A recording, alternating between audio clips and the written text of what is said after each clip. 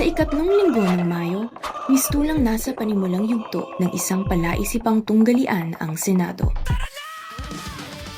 Tahimik at kalkulado ang kapaligiran, ngunit mababanaag ang bigat ng tensyon sa hangin. Lunes, formal nang nanumpa si Senador Robin Padilla kasama ang iba pang mambabatas bilang senador hukom sa impeachment proceedings ni Vice President Sara Duterte. I will do impartial justice according to the Constitution and the laws of the Philippines. So help me God.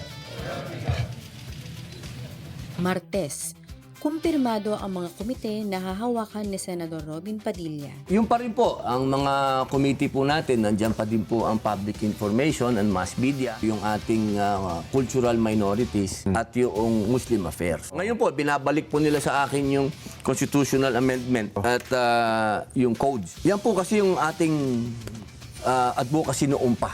Miyerkules, formal na isinulong sa plenaryo ang Senate Resolution No. 394 na inihain ni Senador Robin Padilla na kumikilala sa Philippine National Barebow Archery Team na muling nagtaas sa bandila ng Pilipinas sa pandaigdigang entablado.